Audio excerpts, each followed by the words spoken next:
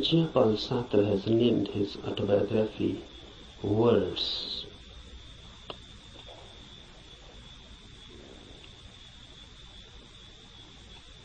This christening of his autobiography as Words is significant, deeply significant. Really, everybody's biography is just words and nothing else. Because what is your mind? Words and words and words. If you analyze the mind, then what you are? Just words. A long sequence, a long procession of words.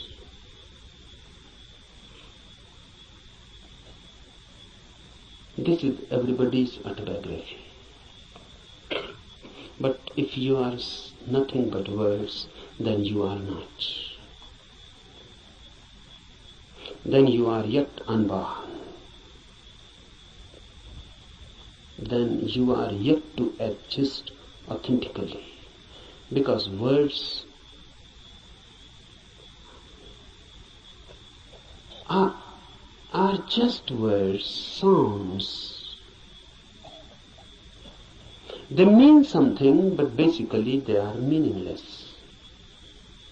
The meaning is given to them.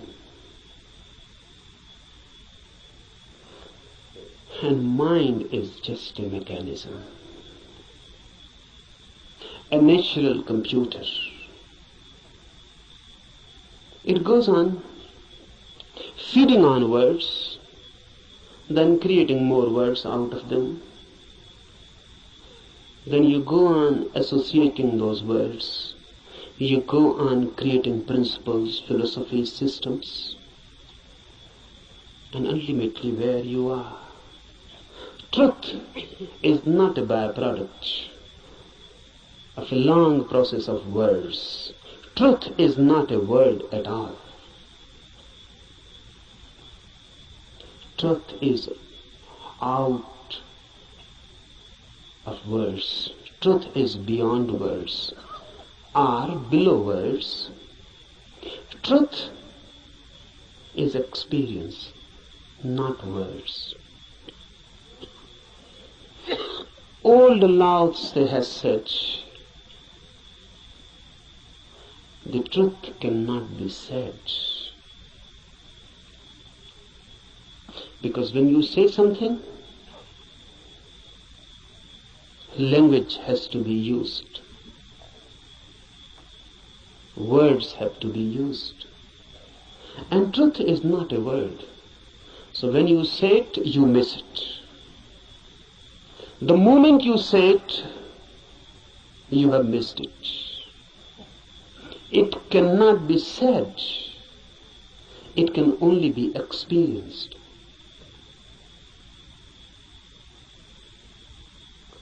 It can only be lived. Unless you live it, you cannot know it. But we know. That's the problem. Rather, we know too much. We know more than enough.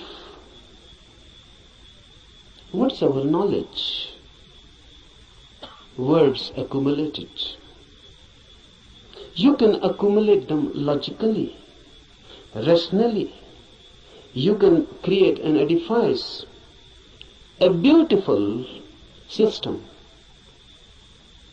Just as you can make a house with playing cards, but you cannot live in it.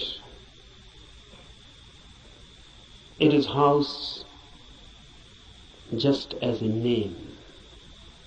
You cannot live in it.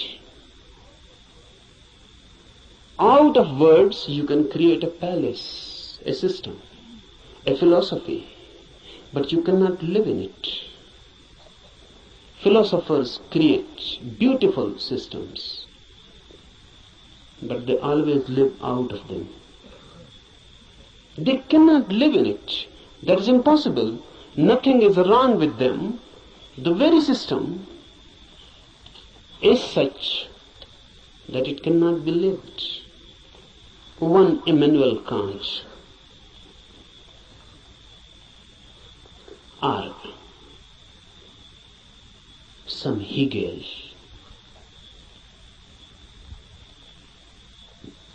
they create out of words principles, hypotheses.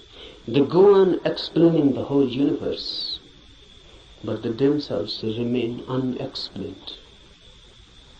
They can explain the whole cosmos. They can say how the world was created. They can say what is the destiny. And look in them, dig deep, and you find a very miserable man, just as unhappy as anyone, as in hell as anyone.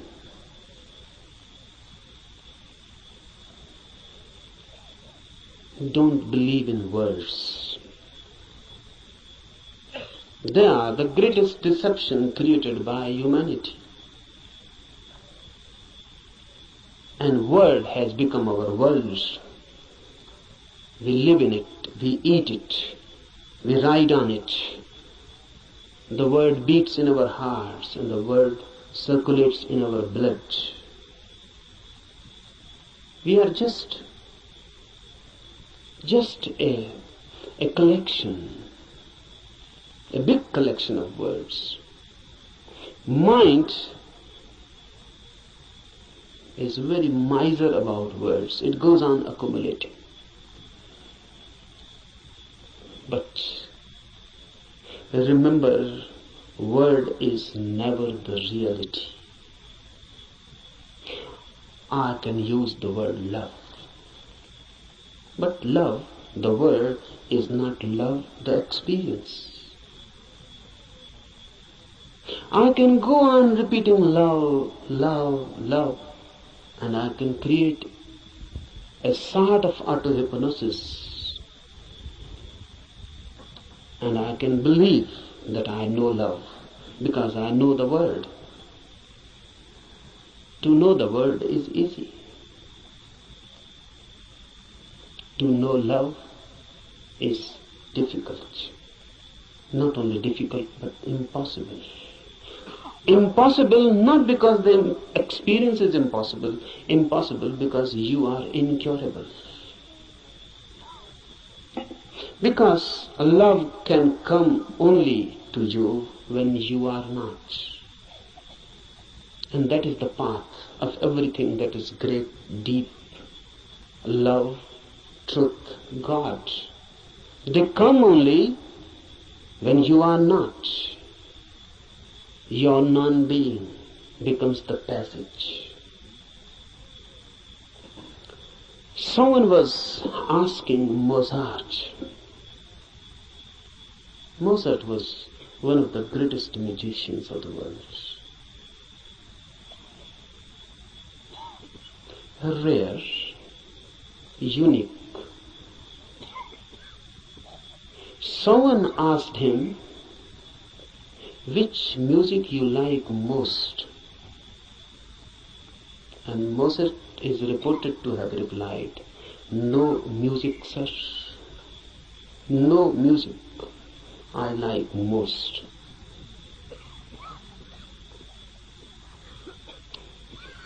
Difficult to understand, difficult to penetrate in,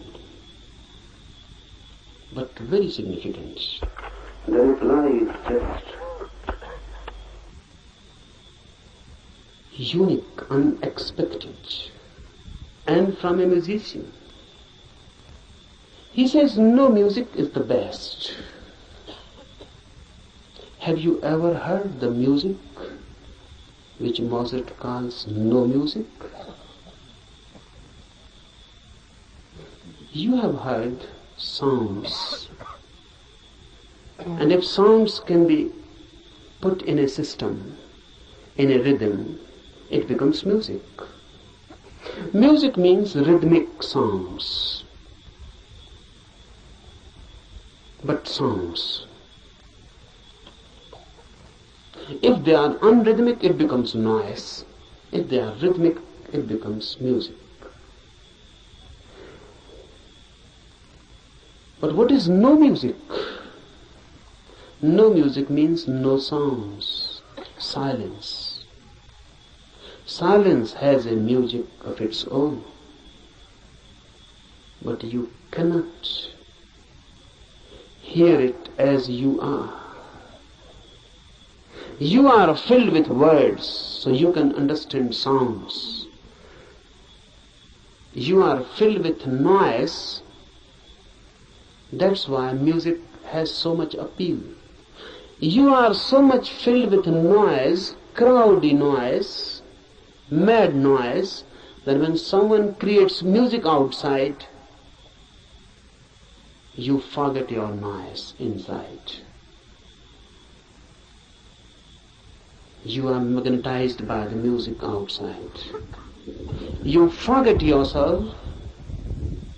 You become concentrated in the music outside. That's why music is loved so much. Music is a hypnosis created by sounds, rhythms, technique. Unless your inner noise ceases, unless your inner constant talk, chattering ceases, you cannot hear no music. This Upanishad is concerned with no music. No music means meditation. The state of mind when there is no noise within, then suddenly you become aware of a silence without. When you are silent, the whole universe becomes suddenly silent. When the whole universe is suddenly silent, for the first time you are authentically existent. For the first time you have being. For the first time you know who you are.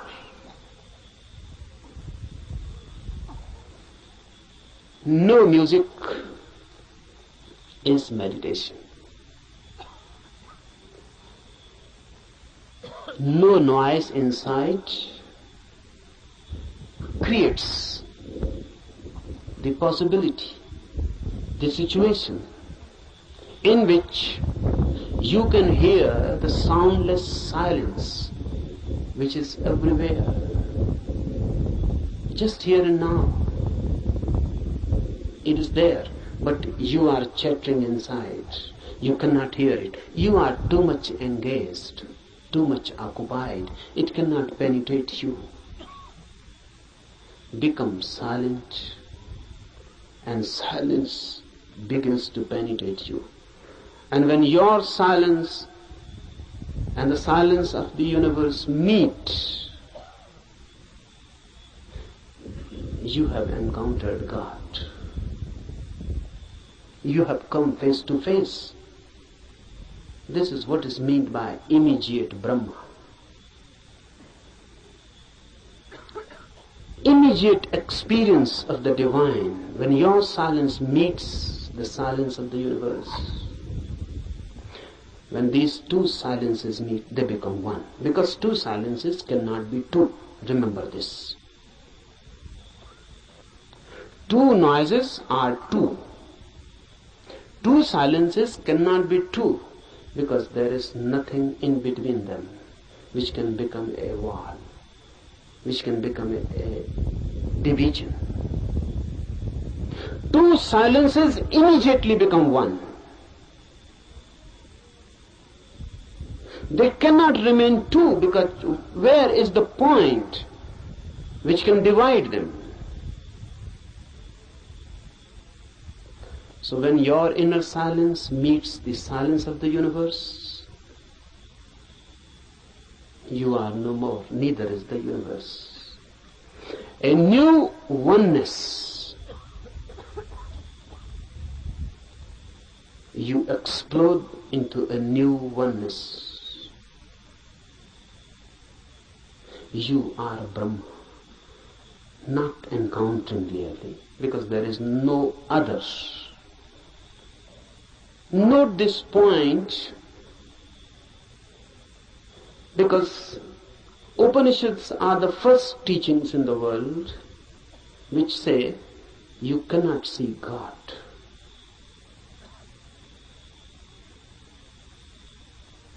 All the religions go on talking about seeing God. Upanishads are the first teachings, the oldest, which say you cannot see God, because in seeing two are needed, you and the God. God cannot be made an object of knowledge. God is your subjectivity.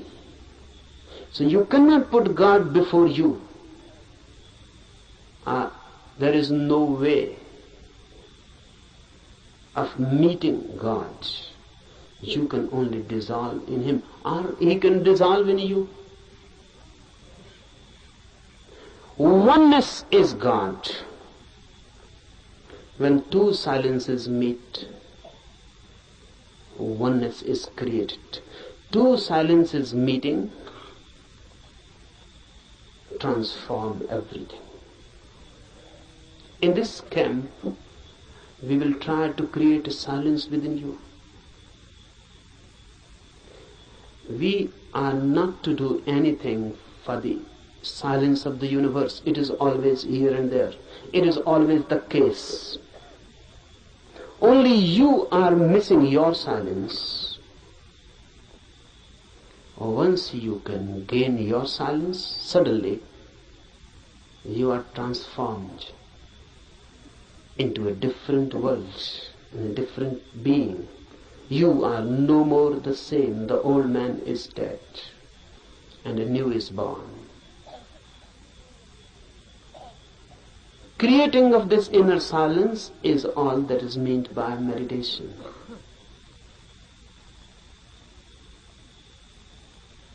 Remember this. We are not interested in teachings. Teachings are of no use in themselves unless they are practiced. We are interested in this Upanishad only as a practical device. The Upanishad is not for me some doctrine to be believed, or some system to be believed, or some philosophy to be believed. Upanishads are practical guides. They believe not in changing your mind, but in changing you. They are not concerned with any change of your ideology. They are concerned with you directly, with your being. Remember this, knowing is your periphery and being is your center.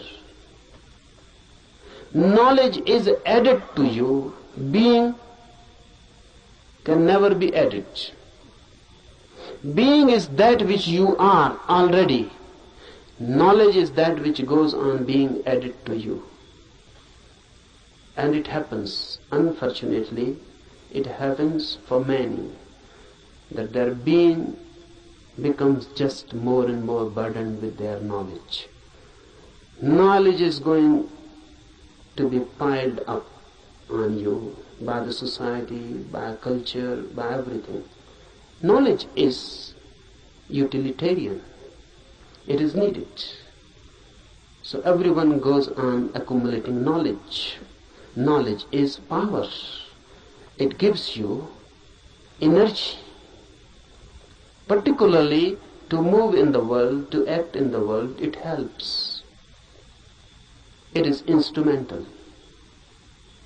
But If you become too much identified with this knowledge, you forget that you are more than what you know.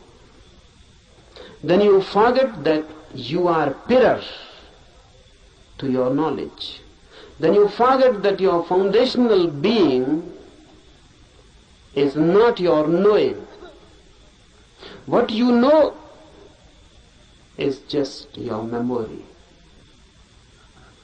How to penetrate this knowing and to reach the innermost center which you are. Silence, no music, non-chattering, no inner talk. But how to do it? It is difficult. It is difficult because you can start a new talk inside. How to stop it? How to meditate? You can start a new talk. That will not do. The way to do is to throw this inner nonsense out completely. To go through a catharsis. Whatsoever goes on in, make it out, throw it, express it. If you can throw all your mind out, you create a space within. In that space, silence happens. So, we are not going here to sit silently with closed eyes and making an effort to stop the inner talk, the inner noise. You cannot do that way. You can only add something more to it. Your efforts for stopping anything inside will create more noise. So here we will be concerned with the technique of expression, not suppression. We will be throwing the mind out. Throw it out completely. Throw it out so much that inside no mind happens. Even for a single moment you can find inside there is no mind, no talk, no words. You have tasted something of the beyond. Immediately, you are in tune with the infinite. This we are going to do. This is not a camp for teaching anything. I'm not going to teach you something. I'm going to help you to grow into something, to be something different. Cooperate with me, because unless you cooperate, nothing can be done. This cooperation is not only needed from you, you must ask, you must request, you must invite and pray, so that all the forces of the world, all the forces of the universe cooperate with you. That's why this Upanishad, Adhyatma Upanishad, starts with a prayer. This prayer is beautiful. Om, let the sun be beneficent for us, and Varun, and Aryama, and Indra, Brihaspati, and all be beneficent for us. Let Vishnu be beneficent for us. Salutations to that Supreme, O air, salutations unto you, for you are immediate Brahma, the Absolute, the Supreme. I shall call thee alone the immediate Brahma. I shall also call thee Ritha and Satya, the law and the reality. Let them protect me. Let them protect the Acharya, the teacher. Om Shanti, Shanti, Shanti. With prayer we start. Why? Because man alone is helpless. Man alone cannot do anything. Because man alone is nothing. Man is just a meeting point of million and million forces. In you, every universal force is crossing. You are just a crossroad.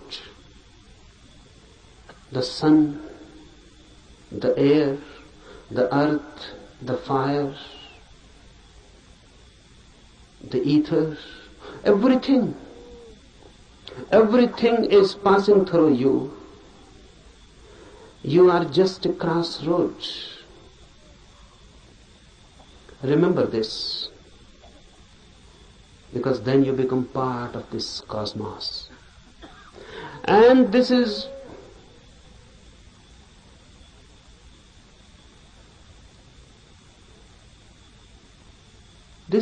very significant to remember, because the modern mind thinks itself to be isolated, not in tune with the universe, but in conflict, in a struggle. The Western attitude has always been of a struggle, conflict. And now the Western mind has become the universal mind. Now there exists no such thing as Eastern mind. This Upanishad belongs to the Eastern mind. It existed once. It is totally different. Western attitude is of fighting with the universe, of conquering. How to conquer nature? How to conquer natural forces? This makes man alienated. Man becomes a stranger in this universe. A conqueror is bound to be violent. A conqueror is bound to be in conflict. And ultimately a conqueror is bound to find himself isolated, alone. Eastern mind is totally different. The very approach is not a fight, but of deep resonance. Universe and I are not two. I am part of it, just a wave in the great ocean. I belong to it, and it belongs to me. There is a belonging. I am not a stranger in this world. I am not forced on this world. I am not an enemy, and the world is not inimical towards me. I am part of it, and not a mechanical part, but an organic part. Just like my eyes are my organic part, my hands are my organic part. I touch through my hands, I see through my eyes. My seeing has become my eyes, and my touching has become my hand. The universe has become man in you. The universe has become a particular individual in you. You are not different from it. You are just a wave. And the universe is flowering through you. This is Eastern way of looking at the world. man in tune. That's why prayer. Prayer is a bridge. It makes you feel again at home. Even the sun is not so far away. The Upanishad says, let sun be beneficent to us. Let everything be beneficent to us. Let everything be a blessing to us and a help. Why? Because truth is not yours or mine. Truth means the center of this universe. And if you are in conflict with the universal forces, you can never reach it. Only in a deep friendship, deep intimacy, the universe opens its doors for you. So prayer is just creating a forgotten intimacy. Look at it in this way. A child is born. The moment a child is born, he is separated from his mother. Before birth, in the womb, he was one. With the mother, one. There was no separation. The child and the mother were one. The child existed within the mother as part, organic part, because even the child was not breathing. The mother was breathing and the child was alive through mother's breath. The child's heart was not beating. The mother's heart was beating and the child was alive through mother's heart. The child was not eating. The child was not doing anything. The child was just part and parcel of the mother. Then the child is born and separated. Then the child grows as individual. Away and away the child goes from the mother. The same happens with human consciousness. Before consciousness is born, you are one with the universe. In deep sleep, you again fall into that oneness. When there is no dreaming and no thought, there is no mind. And when there is no mind, there is no ego. In deep sleep, you are no more. Because your mind is no more. Who you are in your deep sleep, can you say? What is your name? When you are deep, dreamlessly asleep, who are you? What is your name? There is no name. Because if there is name, you are not deep asleep. The name is just a surface thing.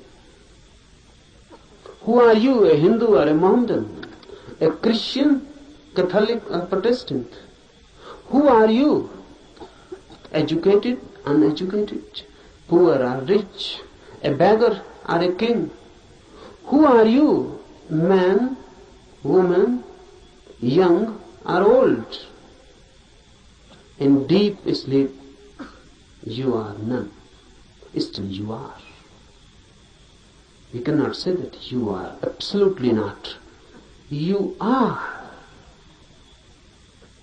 But you are not that which you are when awake. While dreaming, while awake, you are a mind. While deep asleep, you are a no mind. The mind is lost, dissolved, but the being is. Deep prayer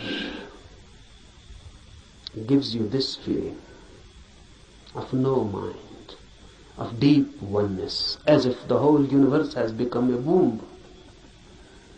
You have become just a child in the womb of your mother. The whole universe has become motherly. No conflict, just prayer. Just a feeling and a trust. Prayer is a trust. The child in the womb of his mother cannot distrust, or can. How can he distrust? He trusts his mother totally. He is no mind, so how can he doubt? How can he distrust? Whatsoever the mother is good, is beneficial.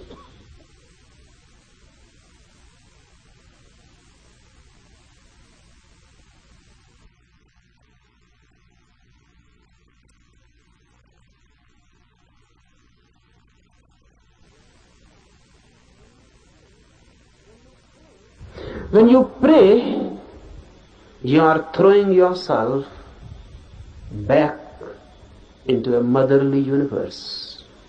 You are back into the womb of the world, of existence itself. And you trust. This trust is sown in the prayer. The sun will be beneficial, the air, the earth, everything. All the forces of the universe will be helpful. This is a deep trust. How it works? What is the mechanism of it? Is it that all these forces are going to help you? No.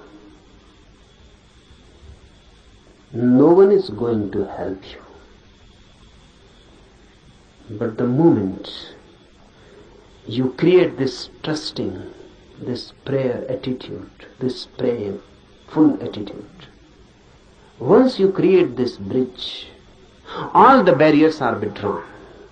Those barriers were created by you, now they are withdrawn. You are not in fight. You are ready to surrender. You are not going to conquer. You are ready to surrender. You are ready to withdraw your ego. They are not going to help you positively, but now negatively. All the problems, all the barriers, all the hindrances that were bound to be created by your ego will not be created anymore. Now you will not be your enemy. Understand this deeply.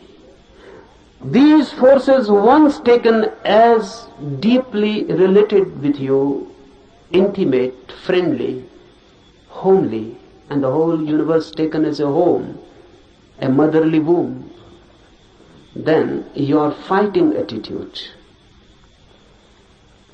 dissolves. Then your conflicting mind dissolves. Then your violence, then your ego, the effort to be constantly this or that, the very beginning dissolves. And if you have no ego and a prayerful mind, suddenly, with full awakening, you fall into deep sleep. This is the mystery. Suddenly, with full awareness, you fall into deep sleep. That's why Upanishad has constantly declared that samadhi, the ultimate ecstasy which is achieved by meditation, is just like deep sleep with one difference. And that difference is awareness. In deep sleep you are unaware, unconscious. In samadhi, in ecstasy, you are conscious, aware. But the phenomena is the same. In deep sleep you become part of the cosmos. In samadhi, ecstasy, you become part of the cosmos. In sleep you are unconscious. What is happening? In samadhi you are fully conscious. And once you can become consciously a part of this universe, you have achieved the goal. So from tomorrow morning, we will try to re-enter the womb of the universe by dissolving ourselves, by throwing away the main disease of human mind, the ego, by surrendering, by being receptive. We are not going to conquer the truth. Rather, on the contrary, we are going to allow the truth to conquer us.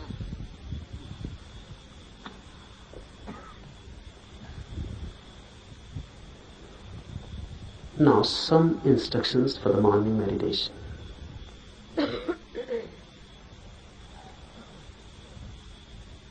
First, don't be serious at all. For this whole camp,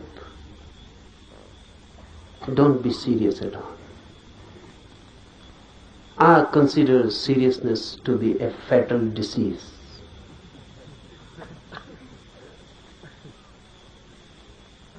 So please don't try to be long faces. Why I particularly say this? Because religious people are usually trying to be that. Don't be serious. Be more and more laughing, enjoying like small children. Because before the divine force, we are small children. So don't be serious. You cannot approach that divine force with a serious, sad face. That is a barrier. Laugh and dance and enjoy like small children, and you can enter the temple very easily. The doors are always open for the children. Be children-like. Jesus is reported to have said that only those who are like children will enter the kingdom of God. And look what Christians have done. They have created a very serious, sad religion. Jesus on the cross, a weeping religion, crying. Christians say Jesus never laughed. This is unbelievable. Because the man who said only those who are like children will enter the kingdom of God cannot be believed that he never laughed. The quite vice versa can be believed, that he continuously laughed, never stopped laughing, even in his sleep, but this cannot be believed that he never laughed. Be like children, forget your ages, your experience, your knowledge, throw them all, wholesale. Don't try by and by. Throw them, because unnecessary time is wasted. Just throw them, forget them. You may be someone, everyone is someone. If not in other size, in his eyes, everyone is someone. You must be someone. Here be nobody. Forget. Leave outside the campus ground your identities. You may be a doctor, you may be a professor. Leave all these diseases outside. You may be a rich man, you may be a politician. There are thousands and thousands types of diseases. Please leave them outside. Here come like small children. Then something is possible. Otherwise, nothing. So first thing, be completely non-serious. Second thing, for all these 8 days, laugh as much as you can. Why? Because You don't know the mechanism of the mind. Suppressed energies can be thrown out in many ways. Laughter is the easiest. Any energy, try it. Someone has abused you, you feel anger coming in, immediately laugh. And the same energy which was going to be anger will become laughter. You are sad, something has happened. The moment you remember you are sad, immediately laugh. Don't wait someone to help you. Laugh.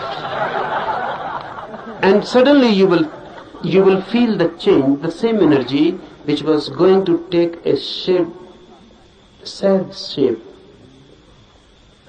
is transformed into laughter. It has been released. So laughter I give you as a technique of release.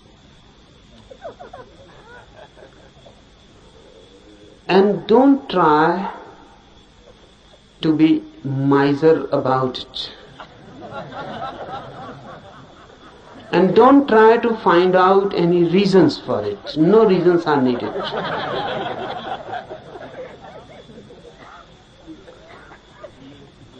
Take it as a help for meditation.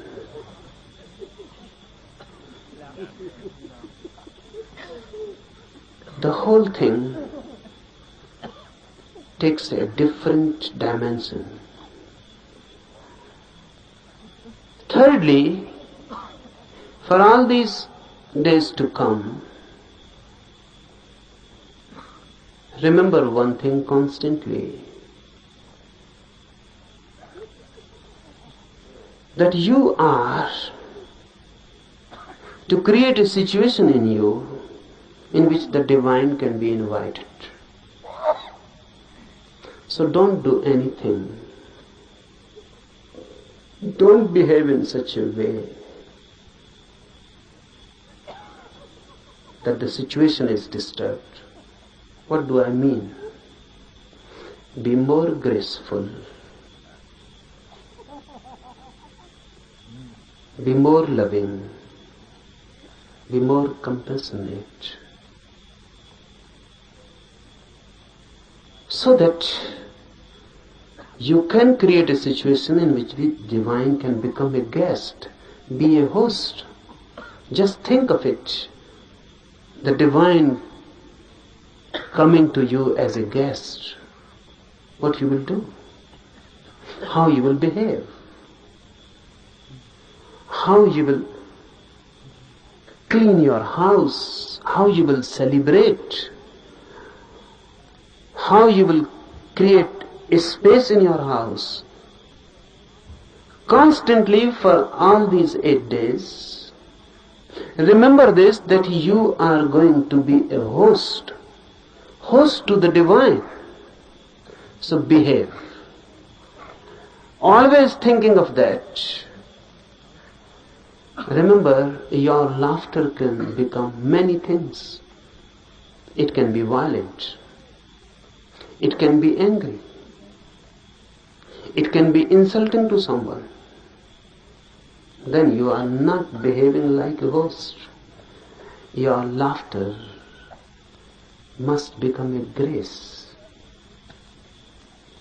It must not be insulting to anybody. It must not be insulting, disturbing. It must not create something which can become a barrier. So do whatsoever you like, but constantly remember that in these 8 days, any moment the divine can enter in you.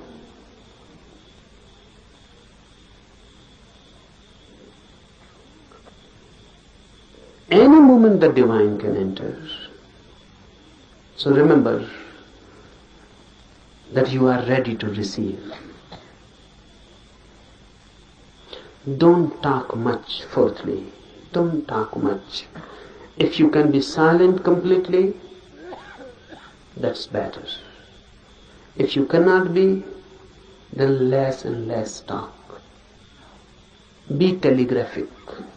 Use as many words are absolutely necessary. That will conserve energy. Our talking is much a wastage. Conserve energy. Don't talk. Don't read. In the morning we will be doing meditation, in the afternoon, in the night. The remaining time, be more and more silent, happy, blissful. Sit somewhere, don't waste time in talking, and just wait. Remember this word, wait. Everyone knows the meaning, but no one knows the experience. Sometimes when you really wait, you are waiting for your beloved or your lover to come. You are a different man. A different quality enters in you. You are waiting for your beloved. Someone passes by the door, you just become eyes. The whole energy is transformed into eyes. Someone knocks on the door, you become attentive. The beloved may have come. Even the rustling of the leaves outside, dry leaves falling on the ground, and you feel the beloved has come. You are constantly alert. Alert, but not tense. Alert, but waiting.